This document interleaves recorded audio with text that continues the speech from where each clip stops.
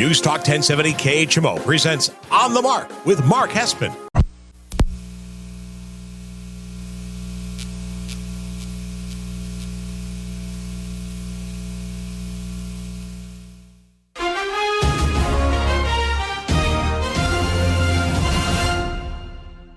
News Talk 1070 KHMO presents On the Mark with Mark Hespin. On the Mark is powered by Cunis Country Honda Hyundai, your number one Honda and Hyundai dealer in the tri-state area at 221 North 36th Street, Quincy.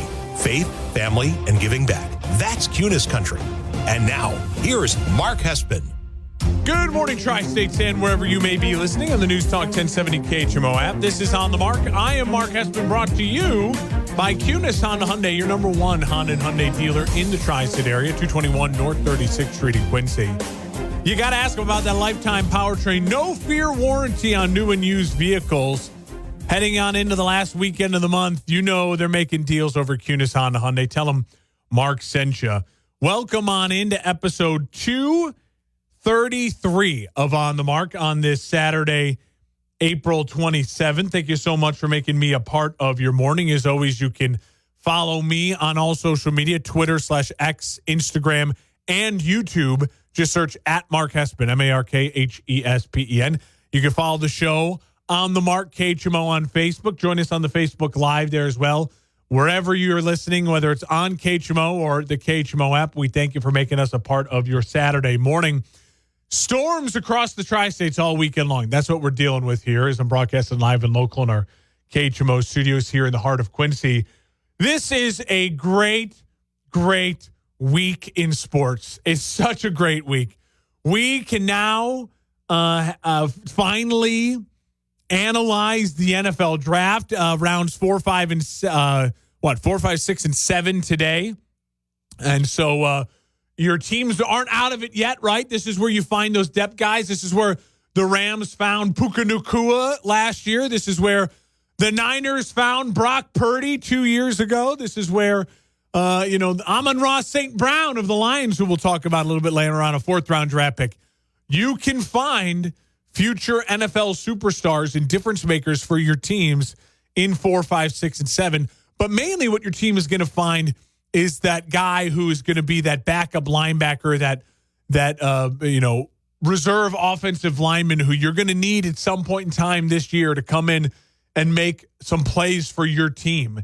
And so it's an important part of the NFL draft. But the meat of the draft is in the books, rounds 1, 2, and 3. And I want to talk about that to start the show with Hespin headline number 1. The biggest storylines, the things I love, the things I didn't love from the first 2 days of the NFL draft. It's Hespin headline number 1. Hespin's headlines On the Mark. What are my biggest takeaways from the NFL draft, rounds 1, 2, and 3? I want to start at the very top, at the tippity top, with my Chicago Bears bear down, welcoming in Caleb Williams with the number 1 overall pick. And then Rome Odunze at pick number 9, the wide receiver out of Washington. What I love so much about the Chicago Bears taking Rome Odunze at number 9 is that, yes, you can look at it and say, well, the Bears need an edge rusher, and they let Laitua Latu from UCLA slip by. They let Dallas Turner from Alabama slip by. They let Jared Verse, the edge rusher from Florida State, slip by. You already have DJ Moore. You just traded for Keenan Allen. Why are you going with Rome Odunze, the third wide receiver off the board at pick number 9? And I'll tell you why I think it's so impactful. The Chicago Bears are a team that has always lived up to this legacy of their defense. Run the football, defense, monsters of the Midway, defense. And for the first time in my life as a Chicago Bears fan, it feels like the Chicago Bears did the thing that makes the most sense for the game they currently play, not the game that's been played for the last 100 years, right? They made the choice that makes sense for the current game that they're currently trying to play and currently trying to win. I love Caleb Williams. You know, I've talked about it now in my YouTube videos. I've talked about it for the past month and a half. Caleb Williams has been the choice since they traded Justin Fields. I've said it all offseason. If they make the choice to move on from Justin Fields, then I can commit to Caleb 100%. I'm so glad they committed to Caleb. I love to see Caleb Williams' passion getting drafted, the fire, the energy. I loved all of the shots with him going into the crowd with Bears fans. I loved everything he said at his press conference at Hallis Hall yesterday. And I love the fact that he was pumped about Rome Odunze. And Rome Odunze coming off the board as wide receiver number 3, little chip on his shoulder, going to a franchise with his guy already. Unlike Marvin Harrison, who's going to have to find a way to make that relationship work with Kyler Murray doesn't know Kyler Murray. And unlike Malik Neighbors, who is absolutely a superstar talent, going to New York, big media market, following in the footsteps of Odell Beckham Jr., this kind of shadow, and he's got to deal with Daniel Jones, as he said in his press conference. Rome Odunze and seeing Caleb Williams' excitement for Rome Odunze is huge. And Rome Odunze gets to go into a situation where he's not wide receiver number 1, like Marvin Harrison has to go into, like Malik Neighbors has to go into. In fact, he's not even wide receiver number 2. He's going in as wide receiver number 3 behind a Hall of Famer in Keenan Allen and a absolute stud top 10 wide receiver in DJ Moore, who's coming off his best season yet in the NFL. And so he gets to go into an incredible situation.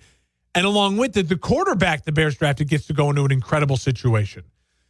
I am obviously in a macro sense versus the micro sense. In the micro sense, obviously, I'm extraordinarily excited as a Chicago Bears fan. I love that they did the right thing for 2024 football. 2024 football is draft your young quarterback and make him as comfortable as possible, surround him with as many weapons as possible. Yes, the Bears have a glaring need opposite Montez Sweat, right? You want to have another rusher capable of taking some pressure off of your go-to guy in Montez Sweat. And Montez Sweat is a stud, absolutely capable of handling his side of the football. And the Bears do, I hope, in round 4 today, go after someone on the defensive line to just throw out there saying, all right, we need another guy to throw at the wall and see what sticks, right?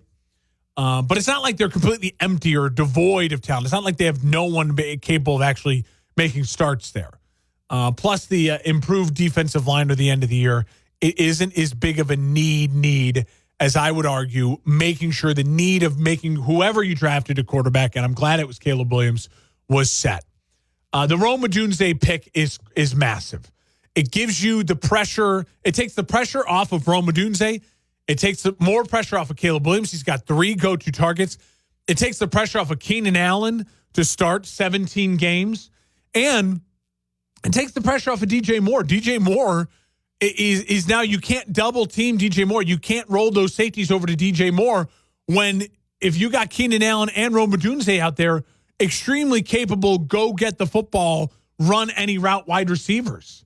It's an exciting time for Chicago Bears fans. We should be excited. Now, on the macro versus the micro, right? When we look at the whole, I'm not sitting here and I'm not going to sit here today and say Chicago Bears, they're going to win the division. They're going to make a playoff run. This is the NFC North now is as tough as it's been in a long time. The NFC has gotten a lot better today than it was coming off of the 2023 draft. Right? The NFC is on the up and up. And the Chicago Bears have a large hill to climb to get over a Detroit roster. And they were 2 minutes away from a Super Bowl. To get over a really talented young Green Bay roster with a great young offensive coach that was a minute away and a bad interception away from beating the team that went to the Super Bowl in the NFC at their home turf and playing in an NFC title game. So you got those 2 teams you're looking up at. And then a Minnesota team that I think the Bears have an overall better roster than Minnesota, but they have a great offensive coach. They have the best wide receiver in the NFL. really solid weapons around that wide receiver, and a young quarterback who's got a great offensive coach. Great offensive coach. So I'm just telling you, from the Bears' perspective, this is a home run because it finally feels like the Bears are playing modern football. And they did the right thing to support and be successful in modern football. Will they be successful? I'm not 100% sure. I feel confident because they have a lot of great pieces, and I think a GM that gets how modern football works, but they got to actually do the work on the field, right? But that's my biggest takeaway from the NFL draft overall. The 2024 draft will, to me, always be looked upon as the Chicago Bears made the right decisions for the modern game of football. And that's exciting. They didn't just go, well, listen, we're the Bears, and we got the quarterback. Now we need to address the other side of the football defense. They did the right moves for the modern game. That's exciting. I want to go now to the other quarterbacks, and I'll go in just order of how they were drafted, and we'll talk about them one by one. Washington gets Heisman Trophy winner Jane Daniels out of LSU. I think it's the right pick for Washington. Jane Daniels would have been my number one quarterback in last year's draft. Comparatively with his stats coming out this year, this year's draft. I mean, listen, he was amazing this last season. He had his Joe Burrow season. And what I think is exciting about the Washington, and they should be excited about Jane Daniels, is he's instant offense. He's instant offense in the way that Lamar Jackson was instant offense and Justin Fields was instant offense. And in a similar way that Josh Allen is just instant offense. He's mobile. He's big. He can make every throw. And he doesn't need the perfect system to come in and just like, oh, it's 3rd and 5. Yeah, I'll just make a play. I'm a stud. And I think that's really exciting. Also, he's got Scary Terry. He's got a true number one wide receiver in Terry McLaurin. So Washington, again, they got a lot to build around their guy, but I think it's the right guy for their coaching staff. Defensive coach Dan Quinn, hey, Cliff Kingsbury, you go handle the offense, and I think he's going to thrive in that offense. Now, I don't think he's got as good of weapons as J.J. McCarthy or as Caleb Williams, and he's got a really tough division looking up at a Dallas team that's obviously built to be a playoff team and a Eagles team that's built to be a playoff team. You're looking up at those two teams. And then you're looking at a New York Giants team that I expect to take a step forward. And I expect, Brian Daboll, a good coach of that division, to not, roll over and die. So it's in a tough situation, but he's got a go-to weapon and he's got a coaching staff that, with Cliff Kingsbury, keys to the offense. They're going to run college stuff. They're going to make him comfortable. So it's a great scenario for Jane Daniels. Now, Jane Daniels, to me, it will be why I like Caleb Williams over Jane Daniels, if you truly want to know. 4th and 6, game on the line. You're at your own 50.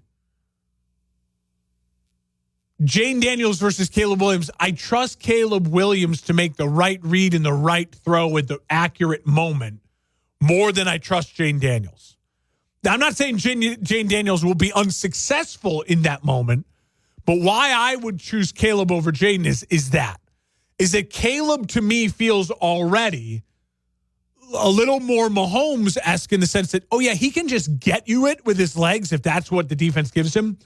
But he's going to make the right read and the right throw at the right moment and will develop into that guy. Where Jaden feels a little bit more like Josh Allen, where it's like, oh, God, I'm nervous. It's 4th and 5.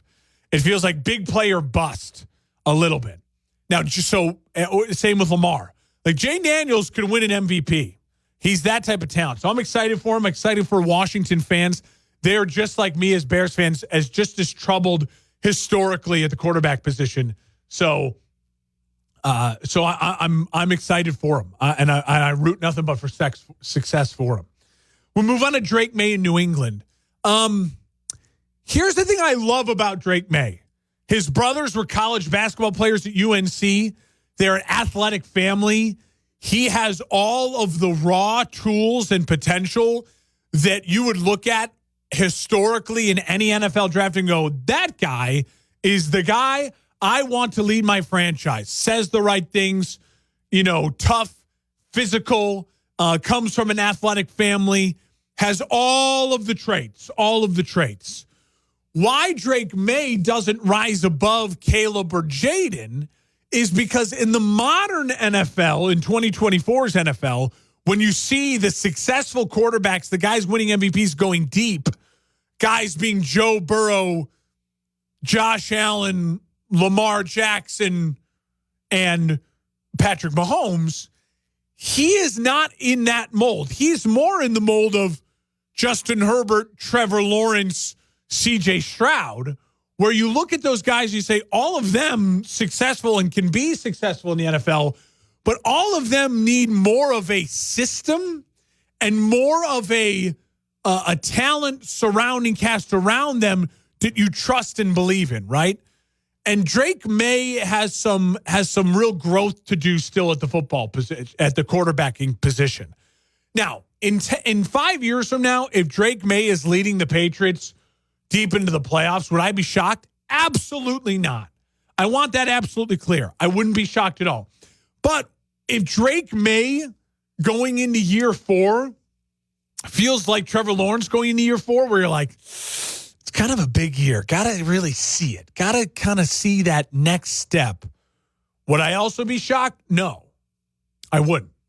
And to be honest with you, New England, they've run out of the benefit of the doubt, right?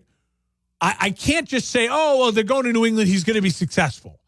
They've been really bad in the post-Tom Brady era at developing offense. Now, it's a whole new coaching staff, but it's a lot of that same DNA. And it's a defensive coaching staff, and they don't have the offensive guy like a Cliff Kingsbury that I can just go, oh, well, boom, he's going to be fine. He's going to have the reins. So Drake May, he's got a lot of how I felt like CJ Stroud going into last year, right? Like, I'll wait and see. Now, CJ was able to show us that he himself is a guy and rose above it all and made Tank Dell and Nico Collins and all those other things. Dalton Schultz, like, he made all of that work. Drake May doesn't have nearly the weapons you'd want him to have, and he doesn't have nearly, I think, the offensive coaching support. And Drake May's a guy that I believe what's best for him and best for New England, too. New England should not try to win games, right? New England should try to be picking in the top 5 next year again and going and get like next year's Marvin Harrison Jr. or Malik Neighbors, right? Like, that's what's best for him. Like, sit him as long as you can. Let Jacoby Brissett get demolished in a really tough AFC East, and then play him late in the year, get those snaps going, and then be picking in the top 5 next year. That, like, is a, in my head, ideal scenario for Drake May. But who knows? Maybe he's CJ Stroud and he shows up and he just is a guy and he balls out, and we'll wait and see. I do think it was the right pick for New England. He is more talented than any guy in next year's draft, it looks like. And he's a prototype, and he's got all the tools and the talent. So just get him in your building. And now it's really important for you to surround him with as much talent as possible, which, credit to New England, I believe they did go and get the wide receiver Polk out of Washington, who I really like. And he's a good possession receiver. He's going to be a nice weapon.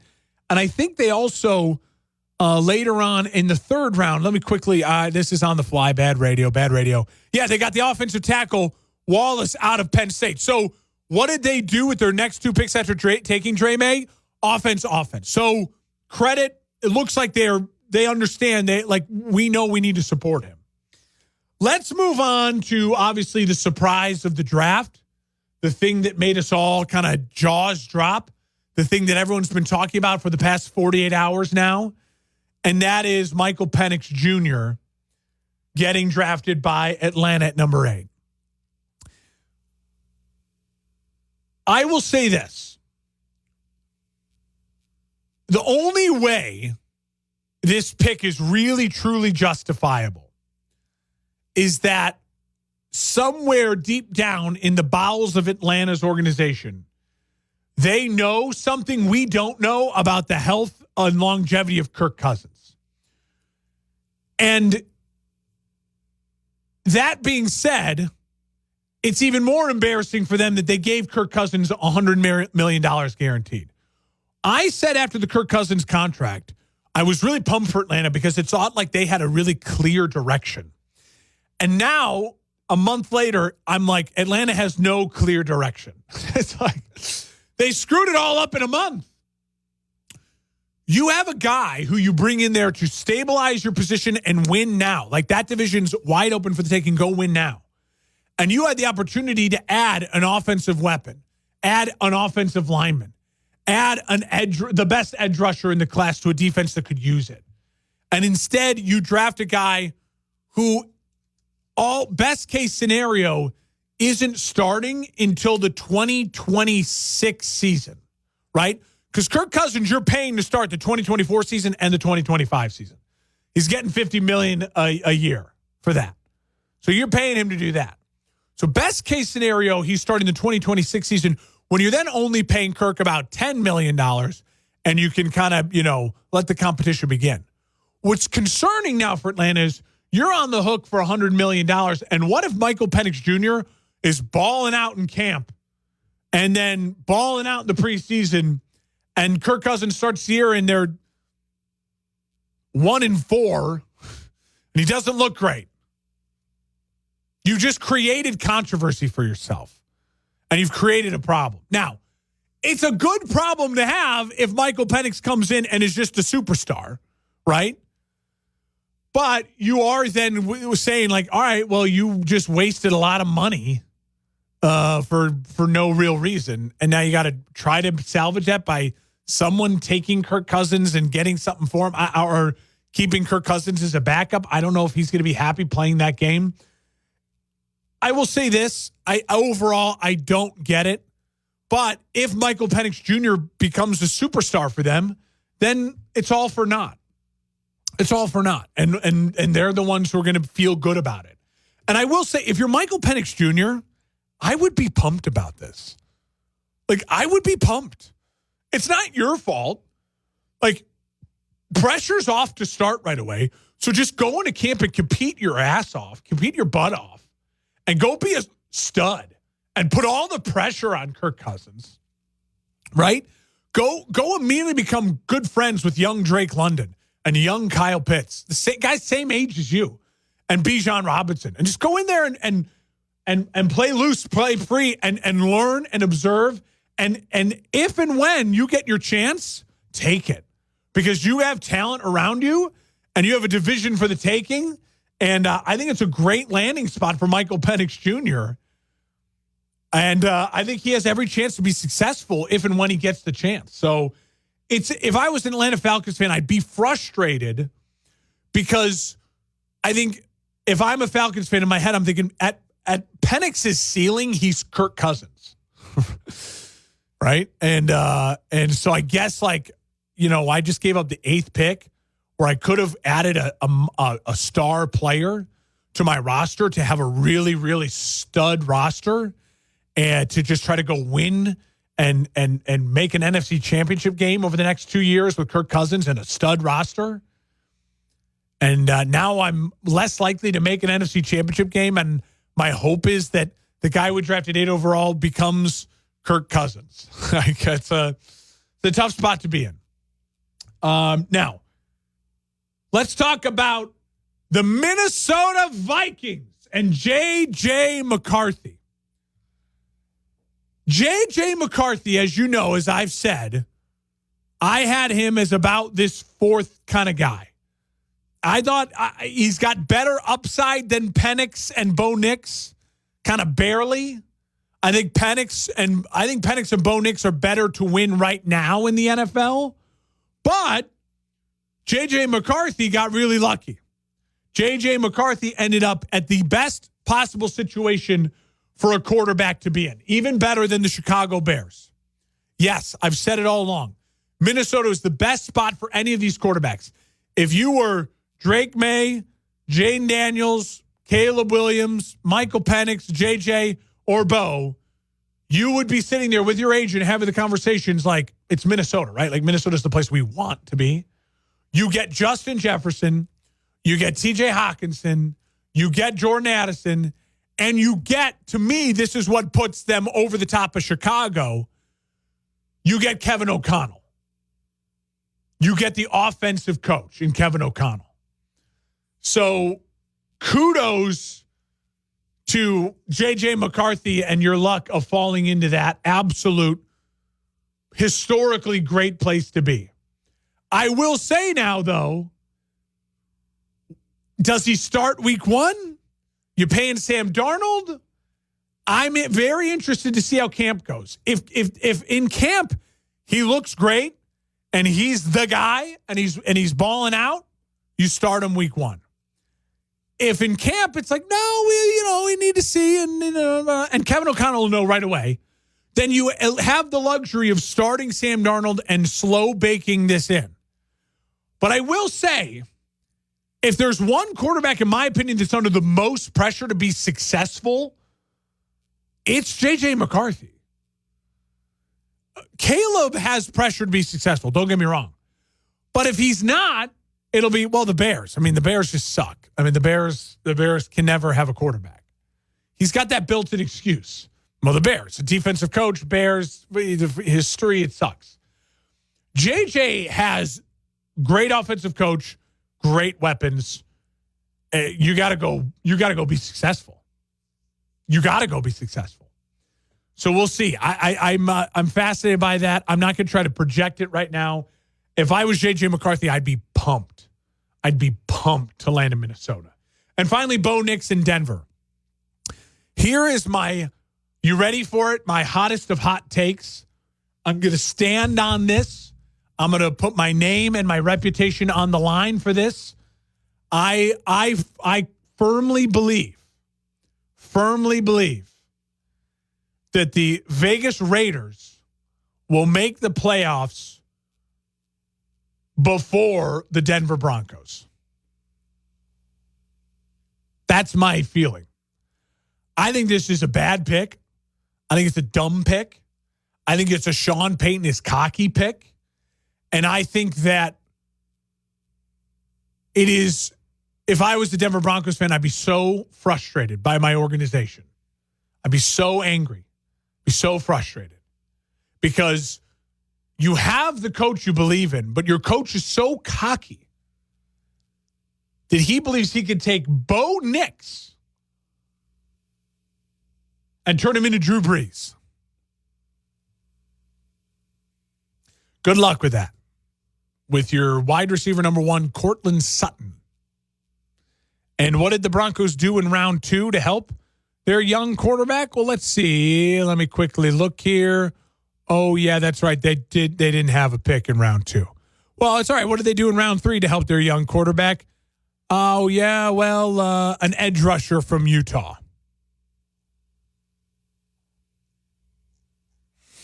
Good luck. Good luck. I think the Denver Broncos are miles away from the NFL playoffs. And I think the smartest thing for the Broncos to do this year would have been for this say all out say we're tanking. We're tanking. But no, now what do you do? If you end up with like the 7th pick next year, what do? You just spent a first rounder of Bo Nix. You're going to waste another first rounder on another quarterback? You're going to give Sean Payton, it wasn't Russell Wilson didn't work. Bo Nix didn't work. We're going to get another guy. Good luck. I don't see the Broncos making the playoffs over the next 5 years. That's my prediction.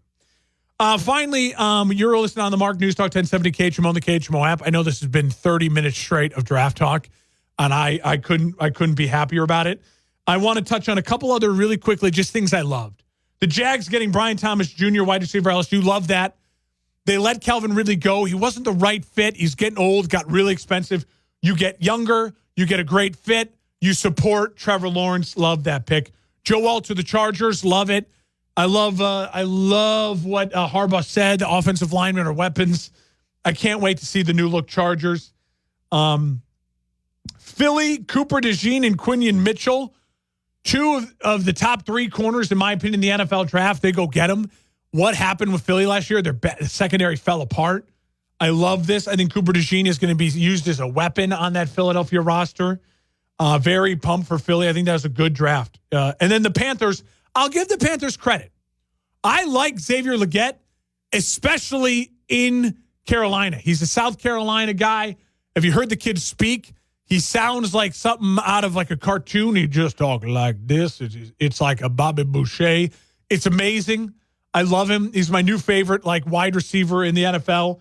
And not only did they do that, immediately round 2, they went out and got the top running back in this class in Brooks from Texas. So you get a weapon to go opposite Deontay Johnson. You still have Adam Thielen, goes from wide receiver number 1 to wide receiver number 3. That's good. That's a good offseason for the Panthers. And you get Brooks, a number 1 running back in the draft. So kudos to the Panthers for getting aggressive and saying, hey, we got to go get some pieces. And you go out and get a wide receiver I really like who's going to be comfortable in that area. It's his hometown team.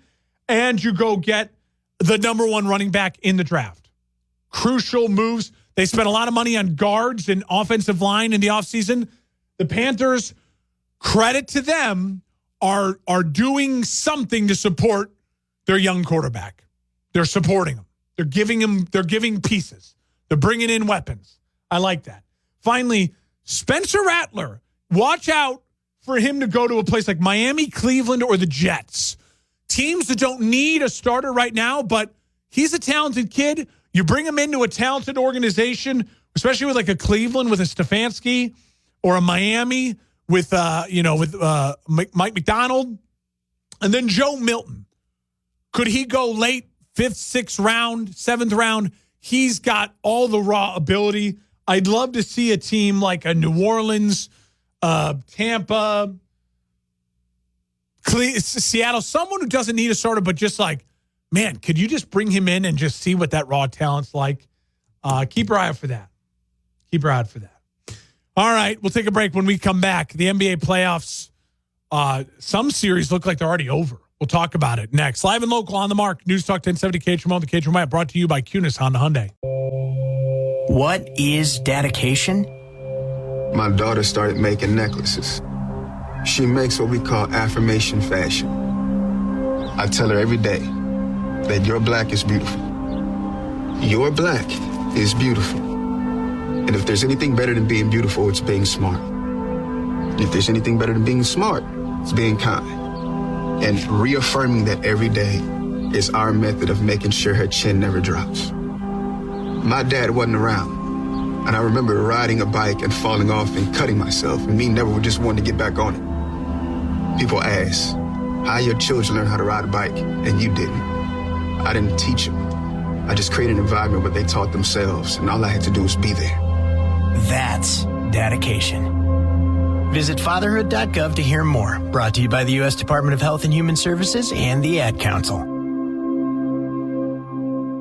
1070 KHMO. Welcome on back to On the Mark here on News Talk 1070 KHMO and the KHMO app, brought to you by Kunis Honda Hyundai, your number 1 Honda and Hyundai dealer in the tri-state area. They're growing. Yeah, Kunis is so good. They're growing, and they're looking to hire. They're looking to expand. Reach out to them, 221 North 36th Street in Quincy. Tell them Mark sent you. All right.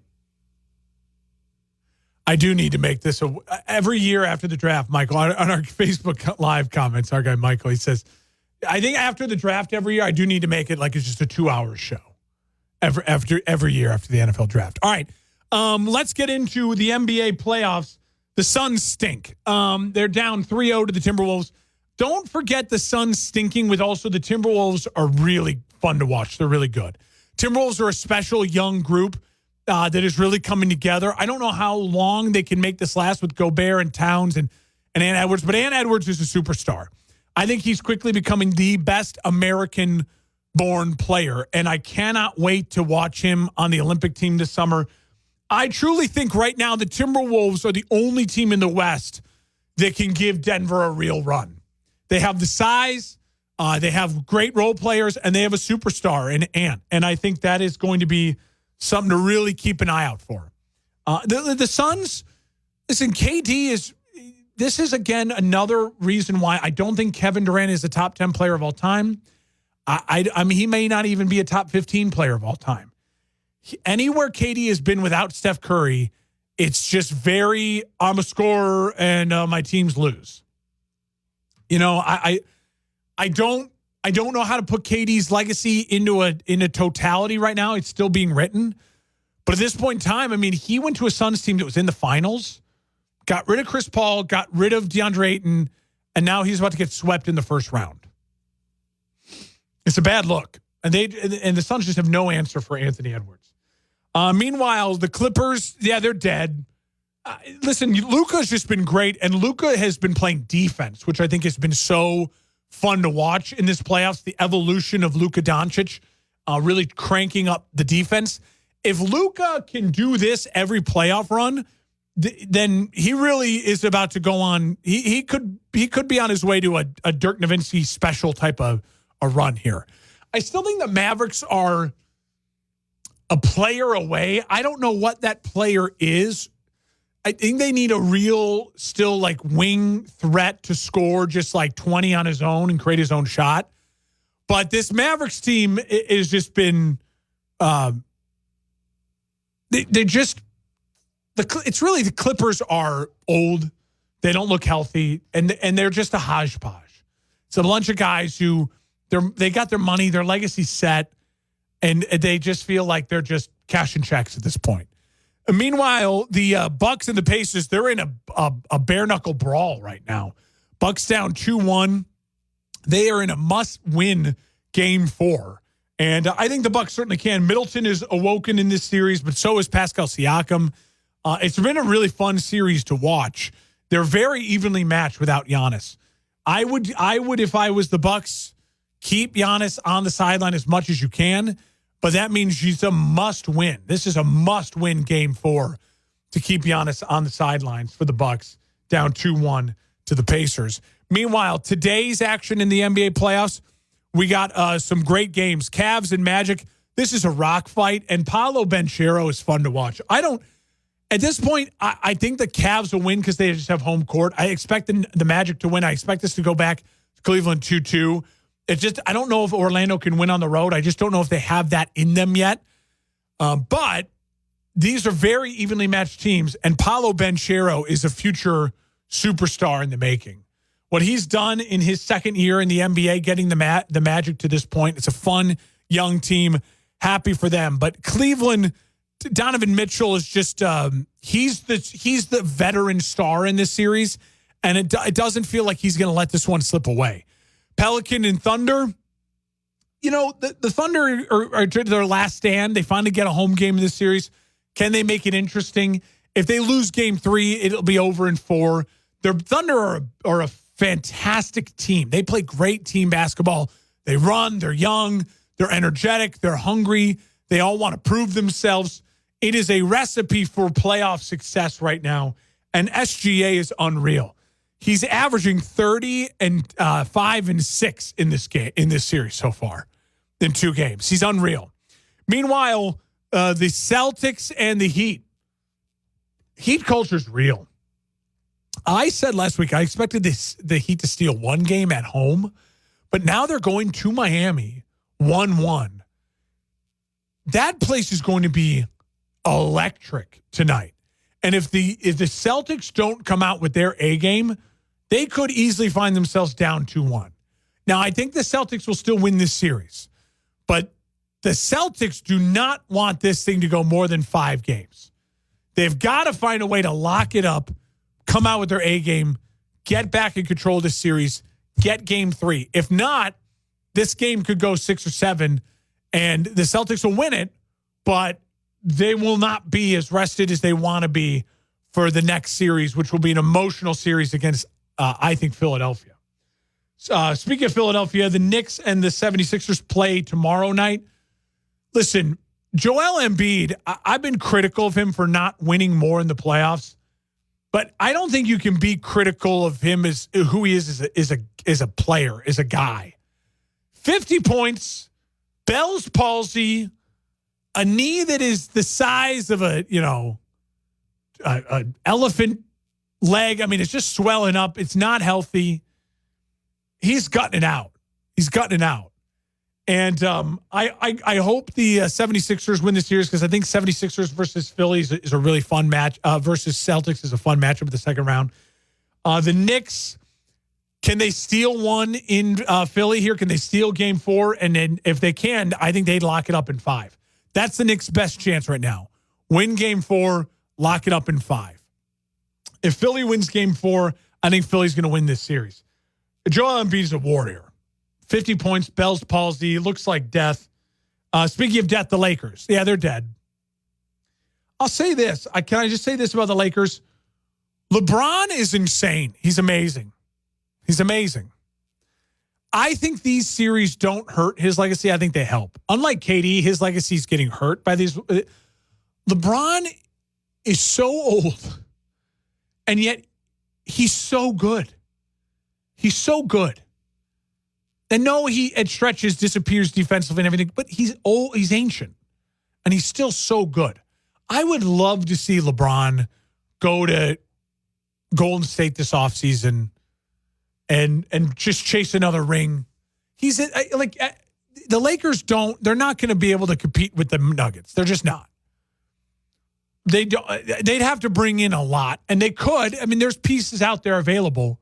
Siakam's a free agent. Like, there's pieces, but they don't have it. They don't have it. And it's no shame. The Nuggets are a super team right now. I mean, they could be a dynasty. But LeBron is incredible. And the Nuggets are, I don't even need to talk about it. They're elite. I can't wait to watch the Nuggets versus Timberwolves. That's going to be so much fun. When we come back, I want to give a shout out to my Chicago Cubs. Live and local, America's News Talk 1070 KHMO and the KHMO app. Every day, Doctors Without Borders teams confront hard facts in conflict and crisis zones. When others might look away, we step in to act. Because measles still kills more than 100,000 children every year. We're there to vaccinate over 1 million worldwide, including those affected by the current outbreak in Democratic Republic of Congo. Because half of all maternal deaths occur during delivery or within 24 hours. We've assisted more than 1.4 million births around the world, including care for new mothers in Afghanistan. Because some countries only have 1 or 2 mental health professionals, we offer counseling and clinical care, providing over 400,000 mental health consultations worldwide last year, including care for migrants and refugees on the dangerous journey north from Central America. The fact is, your acts of care and compassion make our life-saving work possible. Picture the impact we can have together. DoctorsWithoutBorders.org. Every 3 minutes, a baby is born with a cleft, making it difficult to talk, hear, eat, and even breathe. Help Smile Train change the world one smile at a time. Learn more at smiletrain.org/learn.